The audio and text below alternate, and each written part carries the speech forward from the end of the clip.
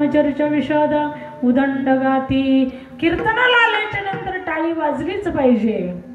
कीर्तनात जर नाही टाळी वाजवली तर पुढच्या जन्मात आपल्याला टोल ना किंवा टाळी वाजवण्याची वेळ येते।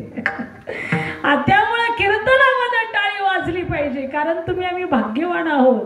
कारण का या धर्ममंडपामध्ये बसण्याचं भाग्य तुम्हाला आम्हाला प्राप्त झालेलं आहे। म्हणून महाराज सांगतात भाग्याचा उदय तेही जोडी संत पाय। म्हणून महाराज सांगतात भाग्य आहे याच्यासाठी सुद्धा भाग्य लागतं, बहुत सुकृताची जोडी म्हणून ही विठ्ठली आवडी। म्हणून सर्वांनी टाळी वाजवायची, विठ्ठल विठ्ठल।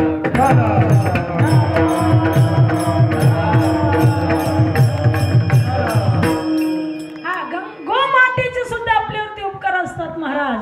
आपण आपला जन्म झाल्याच्या नंतर आपण आपली आई आपल्याला 2 वर्ष दूध पाजत असते, त्याच्यापेक्षा जास्ती नाही। पण गोमाता आपल्याला असतं आयुष्यभर दूध पाजते, बरोबर आहे की नाही? त्यातले त्यात गावरान गाईचं दूध पिलं पाहिजे। आता गावरान गाय जास्तीत जास्त कोणाकडे नाही, कारण काहीकडे मसाडा आहेत, काहीकडे जर्शी गाय आहेत, है का नाही? पण गावरान गाई नाही। पण माणसाच्या आरोग्यासाठी गावरान गाय फार महत्त्वाची आहे। गावरान गाईचं दूध प्या, तुम्हाला कुठल्याच प्रकारचा आजार होणार नाही।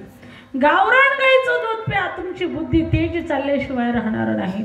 गावरान गाय तुम्हाला जर असं तुमच्या अंगाला खाज येत असेल तर तुम्ही गावरान गाईचं शेण लावा आणि गोमूत्राने त्या ठिकाणी सर्व अंगाला गोमूत्र लावा आणि तासभर असणाऱ्या उन्हामध्ये बसा।